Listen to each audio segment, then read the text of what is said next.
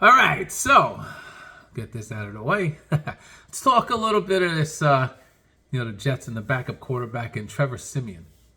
First of all, Trevor Siemian does not inspire any kind of confidence at all. None. It's like, all right, well, we're just going to shut you motherfuckers up. We're tired of hearing you. We got a backup quarterback. Be quiet. But we all know that. It's appeasement. It's a shoo, fly, go away shit, right? What I really want to address is all you crazy bastards who are saying, this is a slap in the face to Jet fans. No, it's not a slap in the face.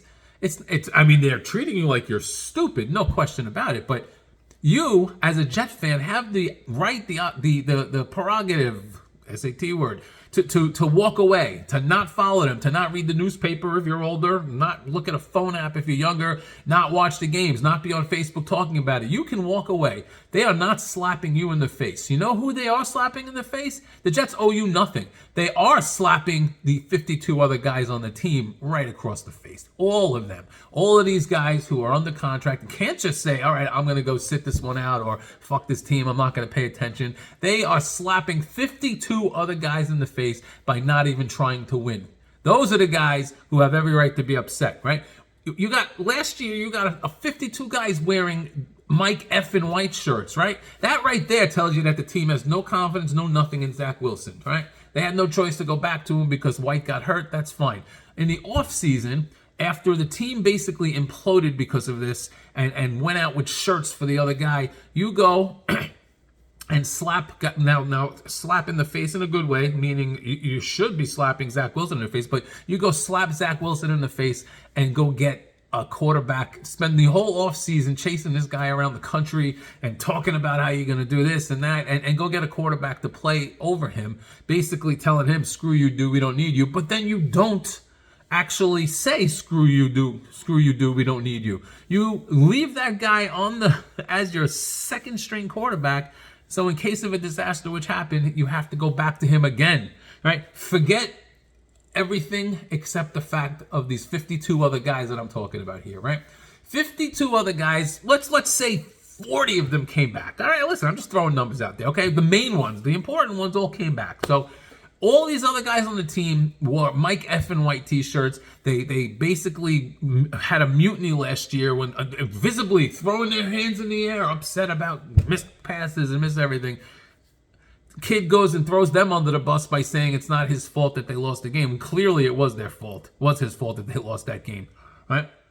Then they go back to this kid and they have him as the only contingency plan. They took a huge gamble. The gamble backfired on game 1. If that gamble backfires in week 8, week 9, week 10, maybe Wilson's learned a little bit. Maybe he's had some time and can maybe doubtful, but it happened early, immediately, and your only backup plan is to go back to Zach Wilson. Now, because of salary caps, because of rookie contracts, because of all of that, I fully understand having to stick with Zach Wilson. And plus, of course, there's the pride. You don't want to give up on a guy you drafted, blah, blah, blah. Forget all of that for a second. You had to go into the season with him as the number 2. I get it, okay? Here's 2 things. Number 1, you got Tim Boyle as your third string, now second string. Now, let's fast forward a little bit to this past Sunday. Zach Wilson is so horrendous that you basically have a replay of last year's New England game where at halftime you have a chance to win. Your defense is playing well enough to keep you in the game, and you don't go to your backup quarterback. You leave Zach in there and basically almost intentionally sacrifice the game, right? Let's call it what it is. They intentionally sacrifice the game for the sake of Zach Wilson. So tell me about Tim Boyle, right? You had him as your third string. Now you have him as your second string. If he is not even good enough for you to go to him in that situation, why is he even here? Why?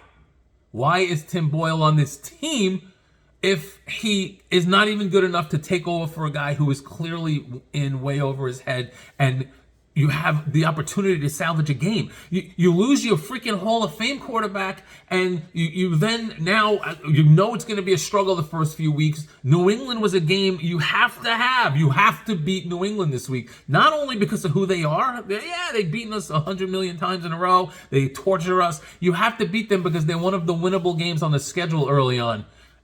You blew it. You handed it away. You gave it away. You handed it over to the New England again. all because you didn't want to go to Tim Boyle or you didn't want to hurt Zach's feelings. So that's number one. Number two, okay, let's rewind it back to game one. Why were the Jets not on the phone 12 seconds after Aaron Rodgers goes down, calling somebody, bringing a quarterback in here? Why did it take them 3 weeks to bring in Trevor Siemian? Was Trevor Siemian not available in week one? I'm pretty sure he was. Was Trevor Siemian not available in week two? I'm pretty sure he was. So why do we wait until after week 3 to bring in Trevor Siemian? I'll tell you why. Because the Jets are trying to shut us up. But that doesn't mean they owe you, me, or anybody else shit. They owe it to the 52 other guys not to throw a season away for absolutely no reason. The Jets, I'm going to do another video on fucking Woody Johnson. I hate this guy. Woody Johnson has got his dirty, sticky fingerprints all over this shit. This is all him, right? The Jets are, I don't know whether he's forcing them to stick with Wilson or forcing him not to go get another guy. Whatever the case is, the Jets have told you. They have not said it, of course, because they can't do that public relations wise. They have to sit out there and talk about how good Zach is and he's making improvement. But the Jets have basically said, we're riding or dying with him no matter what. When you wait 3 weeks to go get Trevor Siemian, when you could have gotten him early on, and listen, you still do. You still have Zach as your number one guy, because Simeon's not the guy you're bringing in. So you could have gotten Siemian 3 weeks ago, when Rodgers went down, had him in there, worked him out, got him to know the playbook, and then maybe you could have brought him in if there's an injury or Zach sucks, instead of giving games away. But no, they waited 3 weeks, and la-di-da, they went and got a quarterback finally, when the furor from the fans and the press was so high that they had to do something, right? They won't bring in anyone that can threaten Zach's job. They won't bring in anyone that is actually gonna be any kind of media lightning rod. They bring in Trevor Siemian, who at his absolute best is a serviceable game manager quarterback. And that was years ago. He hasn't played a full season in 4 years. He hasn't won a game since 2017. I mean, they waited 3 weeks to go get him. They are blowing smoke up all of our asses.